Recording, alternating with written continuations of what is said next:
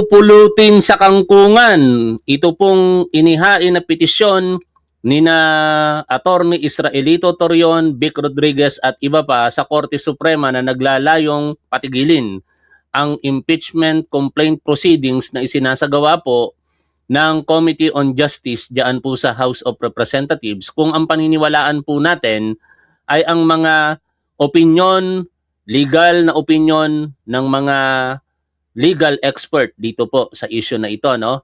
Tinalakay na po natin kanina yung naging opinyon ni Dean Mel Santamaria at yung iba't iba pang mga opinyon mula sa mga kongresista at saka sa iba't ibang mga individual na merong pong interest dito.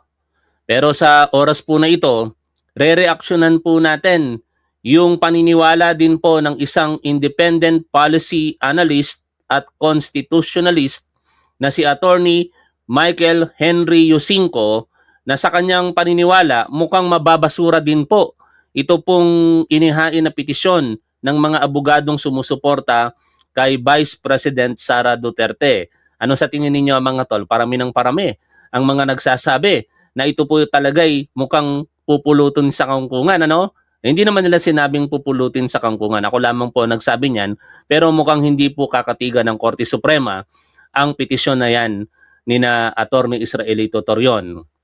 By the way, bago tayo magpatuloy, magandang araw po sa inyong lahat. Ngayon po ay March 30, 2026 at kung kayo po ay hindi mga tatanga-tangang Duterte supporter, meron po kasi ako nakita kaagad, wag nyo sanang kalilimutang mag-like at i-share po itong ating live streaming. Meron pong nagtatanong na tatanga-tangang Duterte supporter, sabi niya sa ating Facebook page, anong mararamdaman mo kapag ka ikaw ay sinabihan ng tanga? Wala.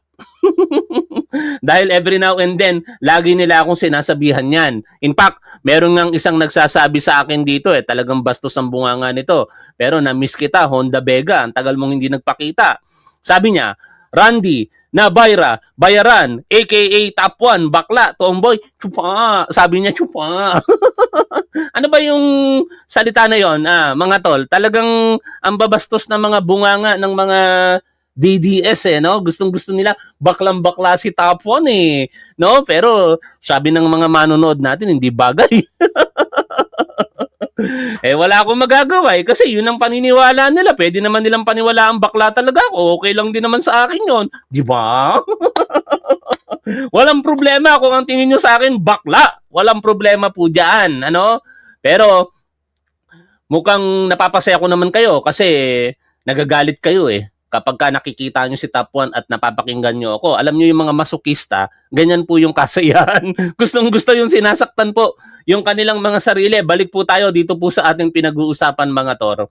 Yung nakikita nyo po sa ating screen, yan po si Attorney Michael Henry Yusinko, no? Sa kanyang panayam kanina sa DZMM, teleradyo, yan po yung naging obserbasyon niya. Basahin muna natin ang balita kaugnay po nito, no? Sabi po dito sa DZMM or MM Teleradyo, posibleng ibasura ng Korte Suprema ang petisyon inihain ng ilang abogadong kaalyado ni Vice President Sara Duterte na humihiling na ipatigil ang impeachment proceedings ng Kamara laban sa Vice Presidente.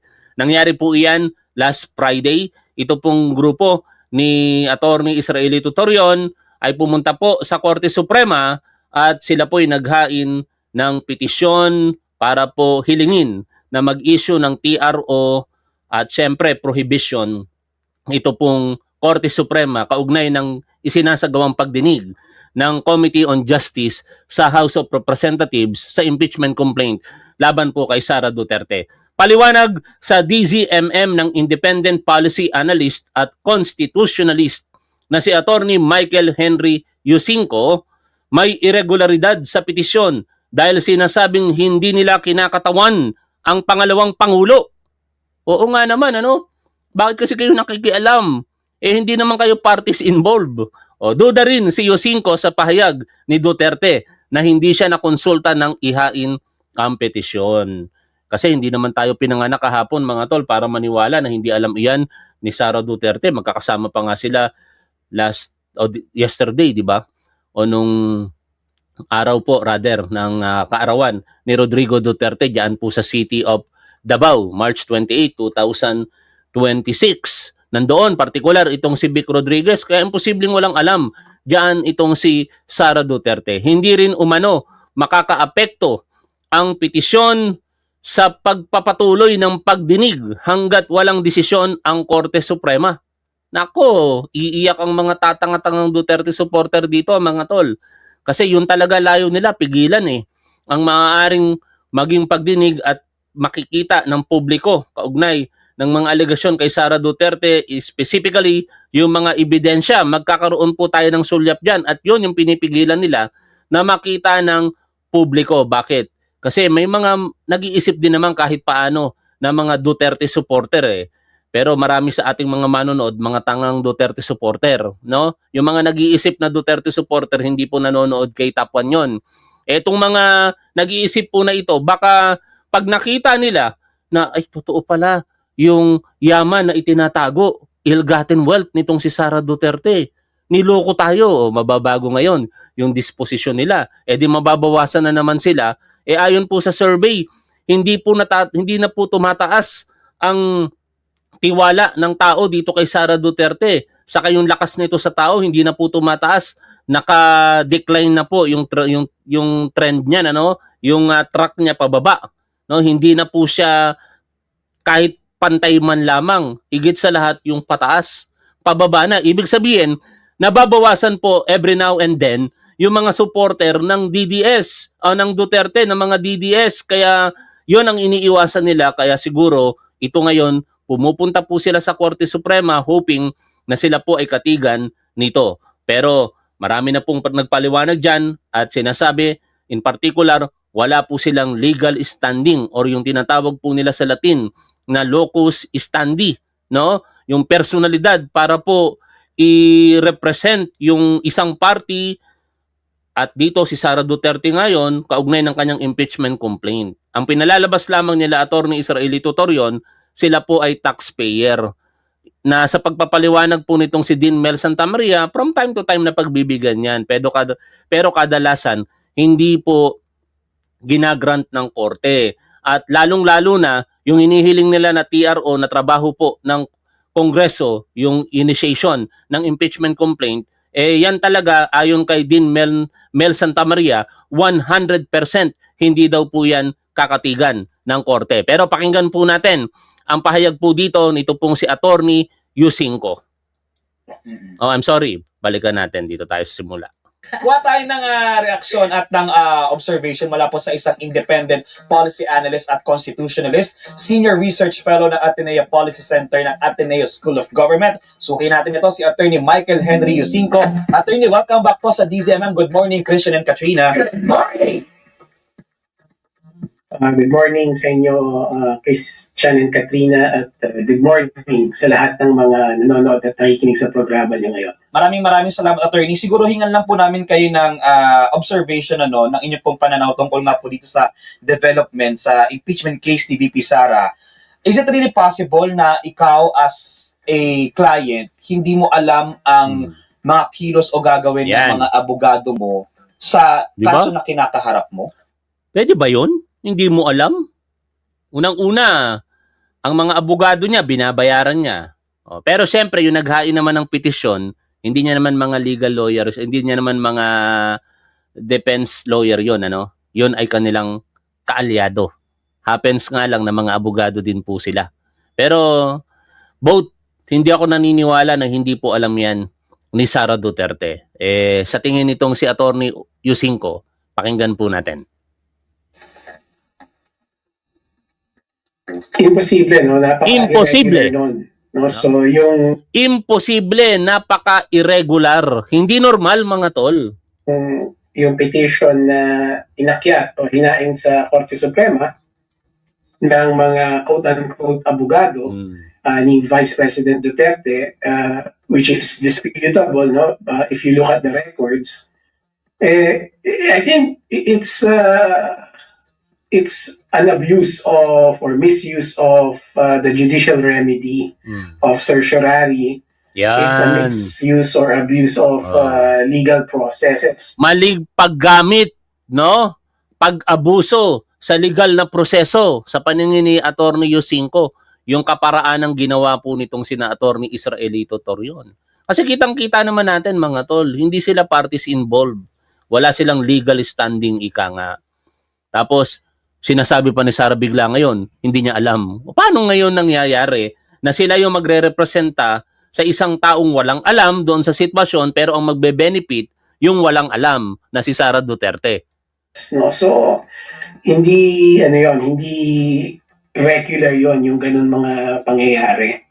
Opo, at itong mga abogadong pinag-uusapan natin, hindi lang sila basta mga abogado, mga kilalang kaalyado rin po siya ni VP Sara. Although we understand na hindi naman talaga sila parte noong legal team mismo ni VP Sara. Yes, as it appears now, Christian, they do not represent Vice President Duterte in the petition. Right? And yet, yung petition, yung subject matter ng petition, relates personally to Vice President Duterte. So, makikita mo na doon yung irregularity, Diba? diba? Na merong mga petitioners, ang pinag-uusapan nilang bagay doon sa petition nila ay isang tao na walang connection sa kanila, technically speaking, when it comes to that petition. So, yung ganon, hindi pwede yun eh. Hindi pinapayagan yun sa rules of court. So, that's why ang description ko is, first, it's irregular, and second, it really looks like a misuse or abuse of judicial remedies and legal processes. Attorney, habang hindi pa po nagdedesisyon yung Korte Suprema, pwede pa naman ho sigurong magtuloy-tuloy yung House Justice Yan. Committee, no? Hanggat wala Yan ang magandang punto dito. O, paano ngayon yan? Matitigil ba ang isinasagawang pagdinig ng Committee on Justice? Nagpahayag na actually ang ilang miyembro po ng Committee on Justice, even ang chairwoman po nito, na si Congresswoman Jinky Luistro, na unless magkaroon ng issuance ng temporary restraining order, magpapatuloy po ang pagdinig kaugnay ng impeachment complaint laban kay Sara Duterte diyan po sa Committee on Justice ng House of Representatives. Pero siyempre, pakinggan pa rin natin ano po ang legal opinion diyan nito pong si Attorney Yusinko. pang resolution o decision na inilalabas yung mga maestrado. Oh yes, Katrina, no? Unless the Supreme Court issues a TRO and then or an injunction, dapat tumuloy yung Committee on Justice sa trabaho nila. No? There's no reason for them to stop. Yun na nga lang. Unless sabihin ng Korte Suprema, tumigil muna kayo via a TRO and then later on an injunction, then doon lang sila titigil. But other... Natawa ako doon sa komento ng isang tatanga-tangang Duterte supporter, ano? Na mapapahiya daw ang mga kampo ng kadiliman. Sinong tinutukoy mo? Ang pagkakaalam kong kampo ng kadiliman, yung ganito magsalita. O, di ba? Kasi walang mabuting tao, mga tol, ang magtatangka sa buhay ng kapwa niya. Di ba? O ito ang tunay na kampo ng kadiliman. Pakinggan ninyo. Huwag kang mag-alala, ma'am, sa security ko. Kasi may kinausap na ako na tao. Sinabi ko sa kanya, kapag pinatay ako, patayin mo si BBM, si Lisa Araneta, at si Martin Romales. No joke. No joke. No joke. Nagbilin na ako, ma'am. Pag namatay ako, sabi ko, huwag ka tumigil na hanggang hindi mo mapatay sila. And then he said yes. O, di ba? O, tapos, para mapatutuhanan natin na kung sino talaga ang kampo ng kadiliman, yung presidente ng impyerno, panoorin niyo po ito. Totoo lang, sabihin ko sa inyo, ang number one doon na positive, ganito lang. Ganito kasimple. Pangarap ko, magkaroon ng effigy na sinusunog. Totoo yan. Because I feel na parang, wow. Sino ba sa inyo, sino ba sa atin ang ginagawa ng effigy? Diba? Sino ba sa atin ang Meron talagang tao na hindi matutulog ng ilang araw para gagawa ng effigy tapos susunugin. Diba? So naisip ko, oh, when I become president, meron akong effigy. Susunugin nila, ay magpapapicture ako doon. Kasi hindi lahat ng tao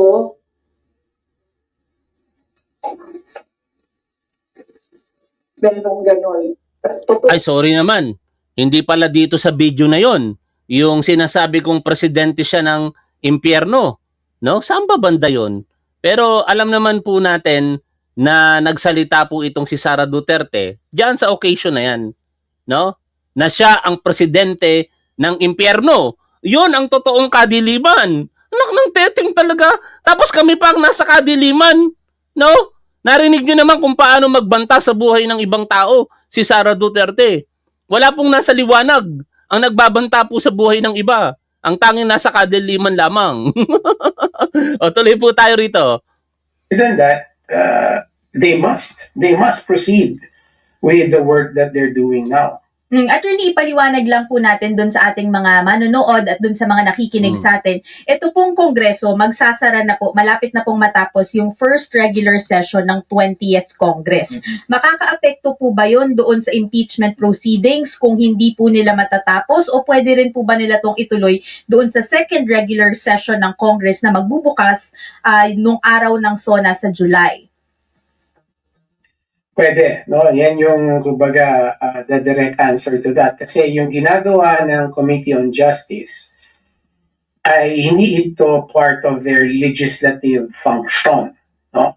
Yung ginagawa ng Committee on Justice is another function, which is yun nga, yung kanilang katungkulan na kapag meron silang natanggap na impeachment complaint, kailangan nila itong imbestigahan, kailangan nilang maghanap ng ebidensya to determine probable cause to impeach. Kasi kung wala silang Makasingit lang ulit talaga, no? Nakakatawa talaga tong mga tatanga-tangang DDS, mga tol, no? Sumusuporta daw tayo sa masama. Ano tingin nila dito sa ipinakita ko sa inyo? Nagbabanta sa buhay ng iba, tapos nanapak pa noong 2012 ng isang sheriff. Tingnan nyo paalala natin. Ito. Violence erupted during a demolition operation. City Mayor Sara Duterte repeatedly punched the sheriff of the Davao Regional Trial Court, Abe Andres, during the demolition. Yan ang masama. Duterte had asked for a 2-hour extension of the deadline to demolish shanties, but demolition teams pushed through with their operation. This then led to a scuffle between the residents and demolition teams, prompting a fuming Mayor Duterte to attack the sheriff.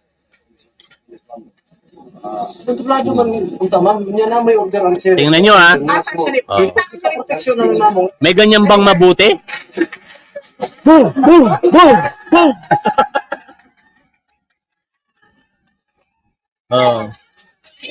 May ganyan bang mabuti? No? Ay, nako, baluktot talaga, baligtad talaga ang isip nitong mga tatanga-tangang DDS Anyway, tuloy po tayo sa pakikinig dito. Dito kasi natututo tayo Pero kailangan nating singit-singitan para lamang ipamuka sa mga tatanga-tangang DDS kung gaano sila katanga anak na ebidensya, then hindi nila dapat i-impeach yung taong gustong i-impeach, no? So, hindi ito sako.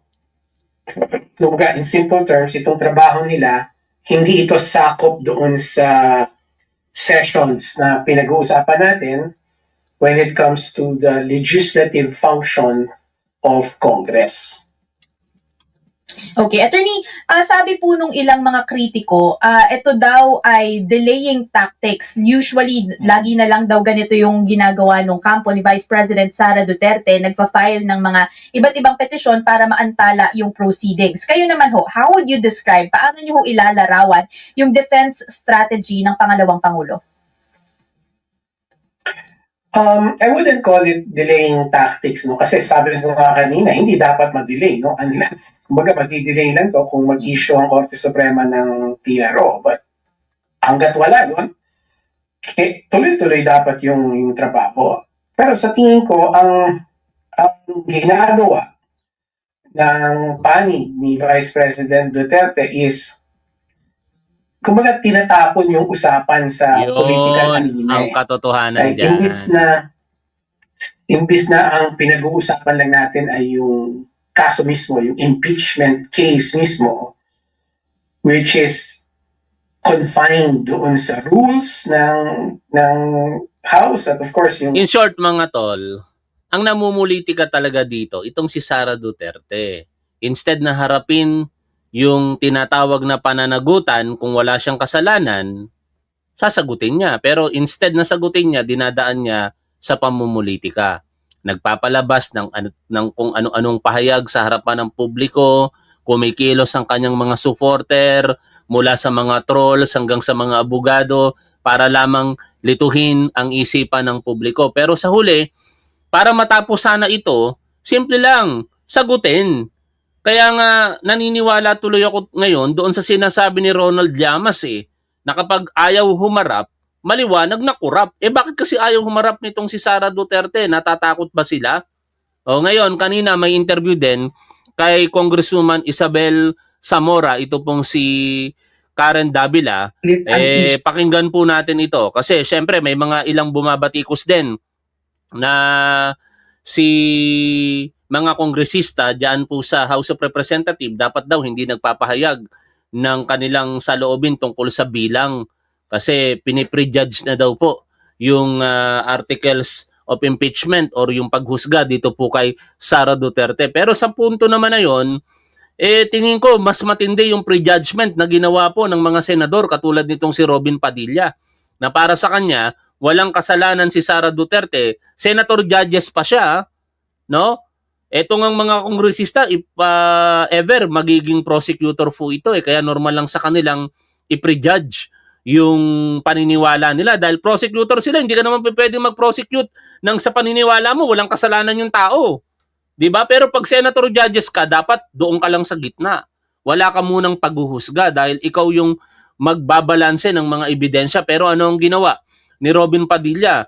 Prejudge na kagad yung kanyang posisyon diyan po sa impeachment complaint ni Sara Duterte. Kaya kung meron mang prejudgment na nangyari dito, I believe mas matindi yung nangyayari sa Senado. Pero may paliwanag diyan at ina-admit naman itong si Congresswoman Isabel Zamora na siya yung nakapagsalita pero yun po ay kanyang saloobin at saloobin din ng kanyang mga nakakasalamuha na mga kongresista. In fact, sinabi niya nga rin sa interview po na ito na maaaring yung bilang before na 215 ay mas mababa na ngayon pero mukhang sigurado pa rin siya na makukuha pa rin yung 1/3 votes ng mga kongresista para po yung articles of impeachment matransmit sa Senado. Pakinggan po natin ang interview po sa kanya.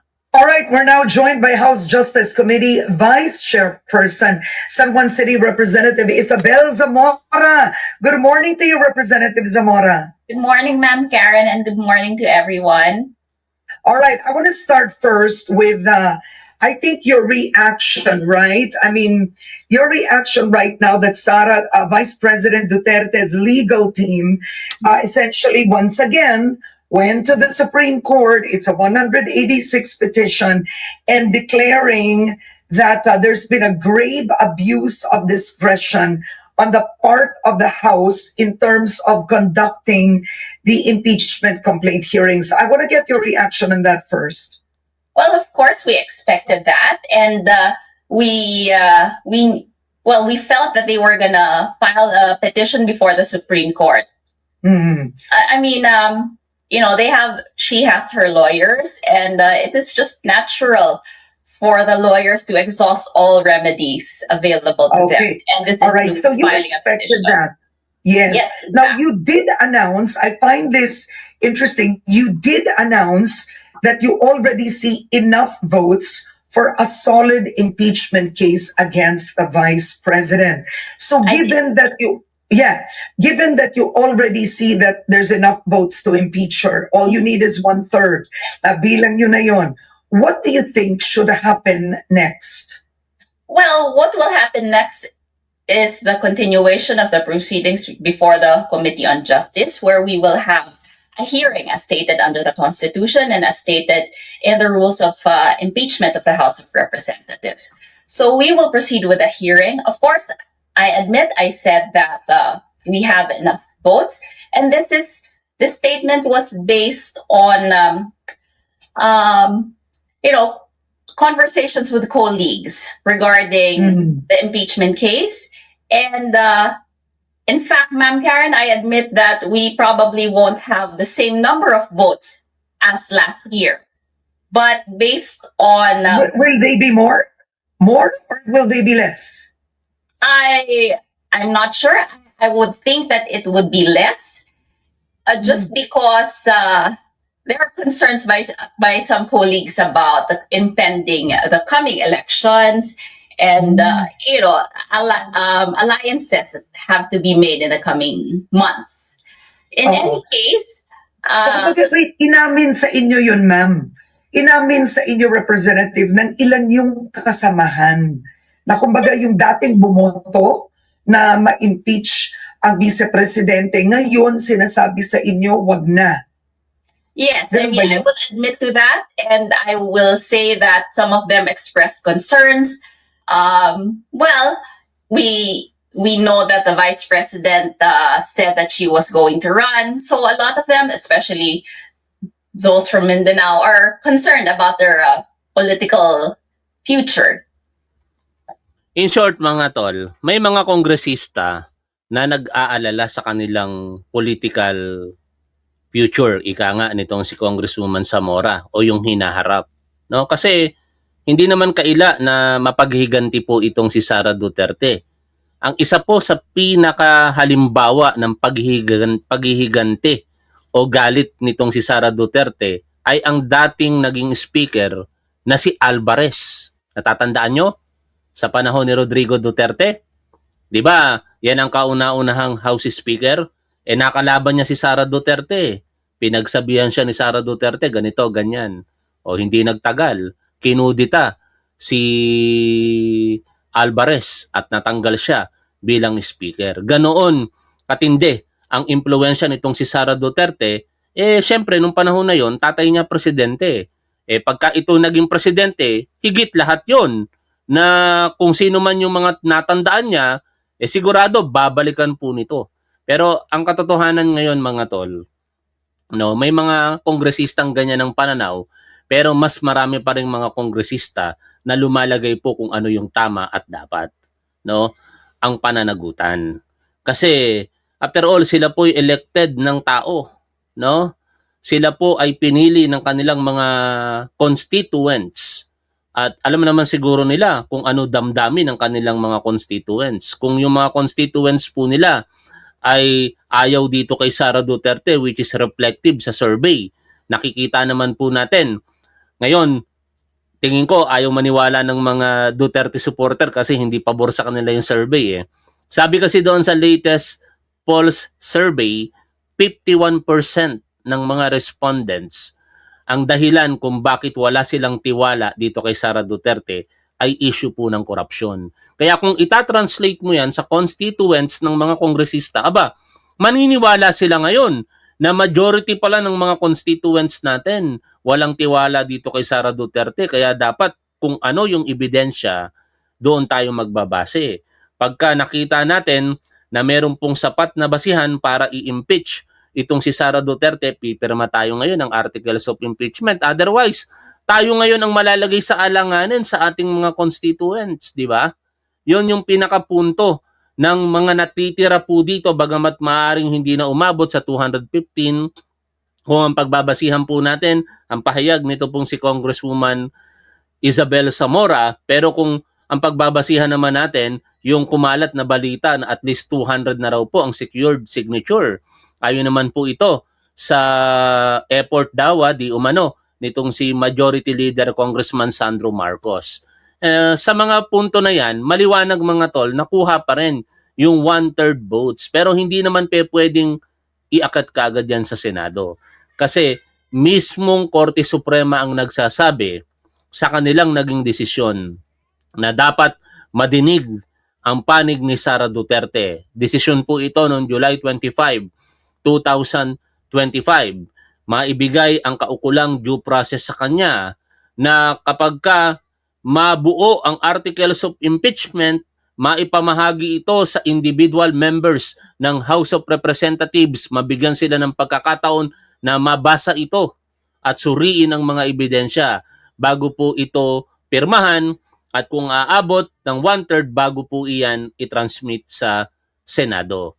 No? Yan yung mga mangyayari sa mga susunod na pagkakataon. Pero sa ngayon, katulad po nung na-discuss na natin sa ating mga live streaming, nasa determinasyon na po sila ng probable cause. Kahit linlangin ng kampo ni Sara Duterte, tawagin nila itong mini trial, hindi po yun totoo sapagkat clarificatory hearing ang nangyayari or hearing formal kung saan sinusuri ng Committee on Justice kung meron po bang sapat na basihan para po ito ay mauwi sa isang resolusyon na iaakyat sa plenaryo at kinalaunan magiging articles of impeachment. At yan ang sinusubukang pigilan ng kampo ni Sara Duterte o ng mga abogadong sumusuporta sa kanya. Bakit? Natatakot kasi sila. Ayon po sa pahayag ng ilang mga personalidad katulad ni Christian Esguerra at ni Ronald Llamas din. Natatakot sila na malantad ang katotohanan base po sa mga ebidensya. O hanggang dito na lamang muna mga tol, at in-update ko lamang po kayo sa patuloy na mainit na isyong kinasasadlakan nito pong si Sara Duterte kaugnay po ng kanyang impeachment complaint. Marami na pong mga legal personalities, expert ang nagsalita po dito sa mga live streaming po na isinagawa natin, including today, ang pinaka-latest, syempre, si Attorney Michael Henry Yusinko, isang independent policy analyst and constitutionalist mula po sa Ateneo University. Ay hindi, De La Salle yata, ano? Kung nagkamali ako, i-correct nyo na lamang ako. O maraming salamat. Shoutout po sa inyong lahat mga tol. Lagi po nating tandaan kung ano po ang tama at dapat doon po tayo. Keep safe. See you always. Bye for now mga tol.